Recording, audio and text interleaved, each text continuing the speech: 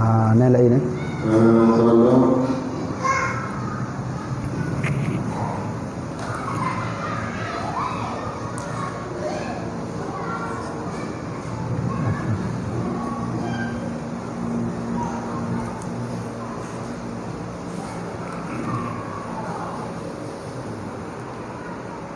Assalamualaikum warahmatullahi wabarakatuh.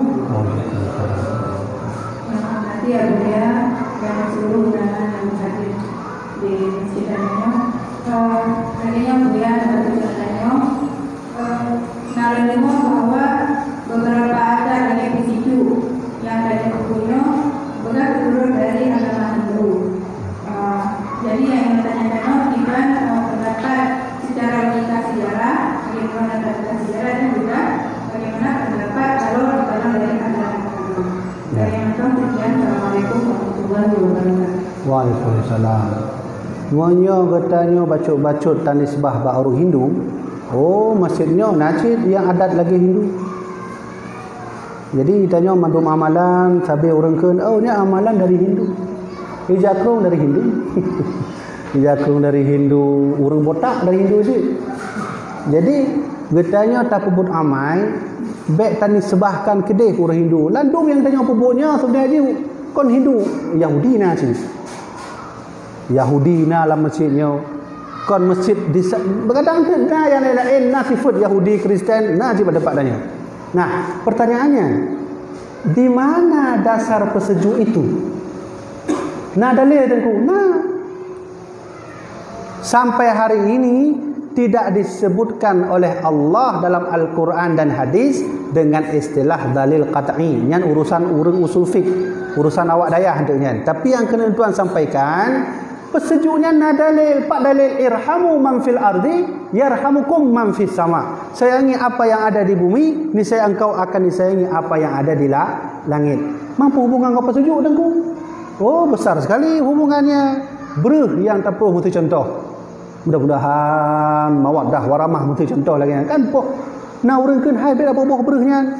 Itu beras bukan dibuang. Beras itu kita ambil, kita buang, kita lemparkan ke orang yang bersangkutan, yang makan nanti semut. Ya. Tidur menjak kena anda. Ini kadang-kadang tikus kejap sih. Maka orang yang pesejuknya benar ilmu sih. Kibai ilmu pesejuk, ya Allah ya Tuhanku, ini beras aku berikan kepada hewan-hewanmu ya Allah. Mudah-mudahan dengan doa hewanmu ya Allah, berkat kami ini engkau berikan, engkau turunkan rahmat. Kalau lagi cara, begitu lempar. Yang kedua, pesejukkan nak istilah pun yang leh tabuh berham pula belukat. Sunnah kalau kita buat pesejuk itu, belukat itu ditaruh di ujung. Ya, belum pernahnya lendup ilmu lagi anak. Ternyata orang dulu kalau pesejuk di ujung-ujung, di pak ujung tu bak bintih-bintih ya. Nya nak duduk dengku. Nya nak duduk mak, duduk baca doa le, salawat Nabi terserah nak doakan le kan. Baca salawat Nabi, nak duduk bak bintih-bintih ya ujung-ujungnya. Dengan harap agar nanti semut datang memakan. Maka kata Rasulullah, irhamu man fil ardi. Sayangilah apa yang ada di bumi, yarhamukum man fis sama. Niscaya engkau akan disayangi yang ada di langit. Siapa di langit? Para malaikat. Bukti bahwa orang bisa masuk surga karena hewan mana?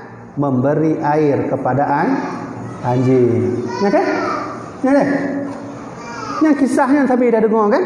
Nafidra urunginong itu mayang hana, idakut hana mandung mana? Berzina, ketika dia sakratul maut, ada anjing datang, dia beri air kepada anjing, masuk surga.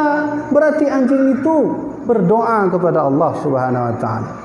Di dalam sisi lain, ada seorang perempuan menguburkan kucing, tak memberi air kepadanya, tak memberi nasi kepadanya, sehingga dia mati. Allah masukkan dia ke dalam neraka. Yang bukti bahawa karena hewan katanya dia tamong surga, karena hewan katanya dia tamong dalam neraka. Maka sidom lagi anjing le tak pesujuknya, tak coknya pun anjing belukat taruh di ujung-ujung berdoa, ya Allah ya Tuhanku, mudah-mudahan yang kami berikan ini untuk hewan-hewanmu ya Allah, mudah-mudahan mereka berdoa untuk kami. Hadisnya, irhamu man fil ardi yarhamukum man fis sama. Tapi yang kena Tuhan sampaikan tabuh tu, bek takun hewan mak ayah, na kisah tidur anak muda dalam kitab Al-Majalisus Saniyah karya Syekh Ahmad Al-Kushani. Nah tabuh kisah tidur anak muda, mungkin bahasa ulawitnya tengah galau dia, tak mau ke mana, dia tak pergi mau ini, pergilah ke gunung. Wate duduk atas gunung, icok 7 buah wate. Dia ambil 7 buah batu, dia bersyahadat. Ya ayyatuhal ahjar, ishhadu li, ashhadu an la ilaha illallah wa anna Muhammadar Rasulullah. Lainnya dipuduk batenya tenggut mudanya. Di dalam mimpi itu dia dibawa ke dalam neraka. 2 malaikat membawa dia ke dalam neraka, tepat di pintu neraka Jahannam. Pintu neraka tak bisa dibuka karena ada batu di depan. Kata malaikat, ambil batu itu. Berarti cok batenya aja. Malaikat, tak bisa. Berat. Kalau berat, pindah ke neraka lain. Maka ijabah neraka lain. Ijabah neraka lain, nacit batenya likunya.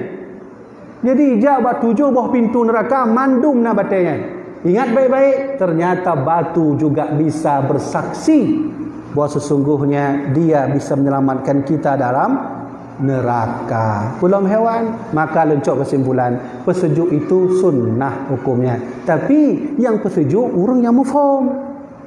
Bila dia orang kah nak mufham dia peruh dulu lagi ya. Dia lagi. Padahal tanya benar-benar ilmu cik, wate tapron tanit, ya Allah Tuhanku, beruknya kan lentik ya Allah, tapi saya beri kepada hewanmu yang mau makan. Mudah-mudahan mereka berdoa untukku. Nya menanjara. Jadi itu hukumnya sunnah. Okay? Yang sama lagi contoh huronya nali mungkin. Kanduri laut. Kanduri lautnya nantong tiga lengkalong kanduri laut di Aceh Selatan.